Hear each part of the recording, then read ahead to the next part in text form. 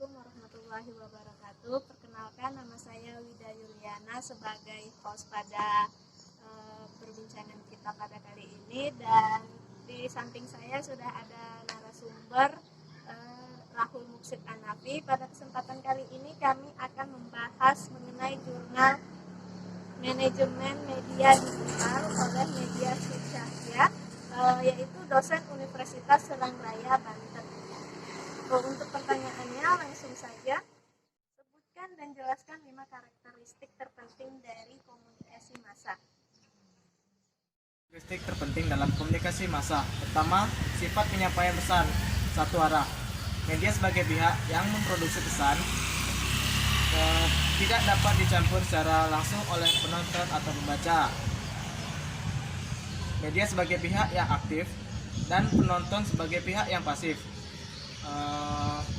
Meski televisi atau radio terkadang mengadakan dialog interaktif yang melibatkan khalayak secara langsung, namun itu hanya untuk kepentingan terbatas. Yang kedua, selalu ada proses seleksi. Sebuah surat kabar hanya akan menulis berita sesuai dengan target khalayak yang dibidik. Sebaliknya, masyarakat juga menyeleksi surat kabar yang dibeli, di mana hanya akan membaca yang sesuai dengan kepentingannya. Yang ketiga, media massa mampu menjangkau khalayak secara luas. Sebuah surat kabar yang dicetak di Jakarta langsung dapat disebarkan ke seluruh pelosok Nusantara, sehingga desa yang secara geografis berada di ratusan kilometer dari Jakarta tetap dapat menerima surat kabar.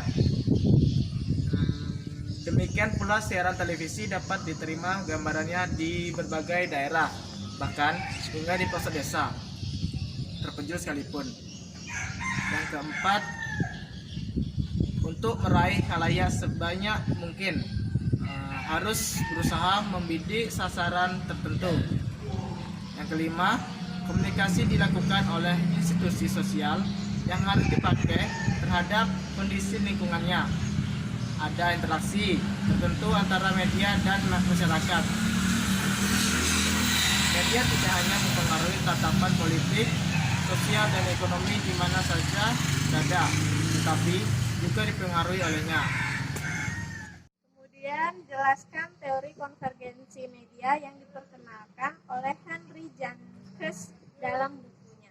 Teori konvergensi media diperkenalkan Henry Jankes dalam bukunya Convergence Culture, Where Old and New Media Collide pada tahun 2006. Teori tersebut menyebutkan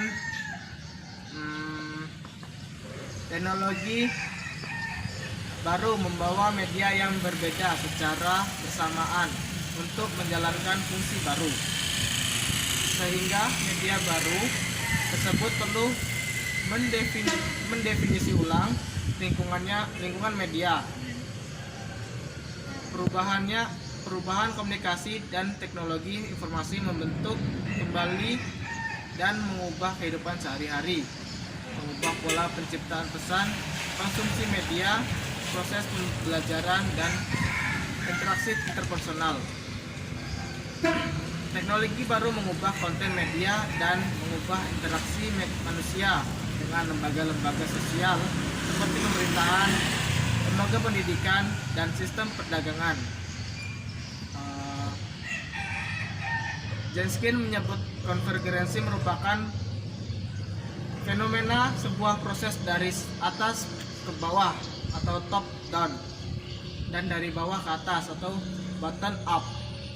Perkawinan teknologi lama dengan teknologi baru, di mana penambahan teknologi lama menambah nilai tambah pada teknologi baru, terus berkembang mencari bentuk dan formatnya sendiri-sendiri. Produsen sebagai pemasok teknologi dan konsumen sebagai pengguna produk saling mempengaruhi, terutama dalam cara pengguna produk. Konvergensi fitur-fitur baru terus cangkokkan untuk menambah fungsi produk yang mereka hasilkan. Perusahaan menentukan ke arah mana bentuk konvergensi teknologi komunikasi tersebut berdasarkan kebutuhan dan selera konsumen. Produk yang dilengkapi dengan banyak fitur akan memberikan nilai tambah terhadap produk tersebut. Banyaknya fitur yang memudahkan tim marketing untuk melakukan penetrasi pasar. Karena itu, konvergensi media bukan hanya sekedar pergeseran teknologi, tapi telah mengubah hubungan antara teknologi, industri, pasar yang sudah ada, genre, dan penonton. Konvergensi merupakan kesempatan media tradisional untuk menyelaraskan diri dengan teknologi abad ke-21. Terus yang pertanyaan selanjutnya yaitu konvergensi media memiliki 3 bentuk. Itu apa saja dan tolong jelaskan. Konvergensi media memiliki 3 bentuk, yaitu konvergensi layanan, konvergensi jaringan, dan konvergensi pelaku usaha. Konvergensi layanan adalah pelaku usaha menyatukan teknologi media dalam suatu jaringan untuk memberikan berbagai layanan kepada konsumen. Perusahaan telepon berbasis jaringan kabel optik menawarkan layanan telepon, internet, dan televisi berbayar. Perusahaan ini memberikan beragam layanan dengan memanfaatkan fungsi jaringan kabel yang sudah terpasang. Sehingga saat perusahaan menawarkan berbagai layanan, tidak perlu melakukan investasi baru, tinggal menambahkan layanan pada jaringan kabel yang sudah tersedia. Konsumen yang sudah menjadi pelanggan perusahaan telepon tidak dapat pindah ke perusahaan yang lain yang menawarkan produk lebih murah. Konvergensi jaringan adalah sebuah layanan yang disalurkan melalui beragam jaringan. Konsumen dapat menelepon dengan menggunakan jaringan internet, tidak menggunakan jaringan kabel. Beberapa perusahaan internet seperti Skype memberikan layanan suara di mana melalui situs tersebut audiens dapat berbicara dengan pihak lain.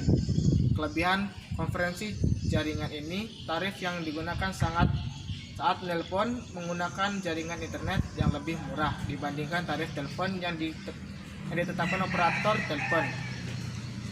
Karena tarif yang digunakan adalah sewa internet.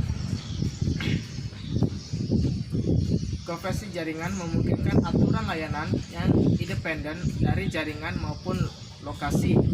Konvergensi pelaku usaha adalah pelaku usaha melakukan akuisisi, merger, dan kolaborasi dengan pelaku usaha di sektor lain.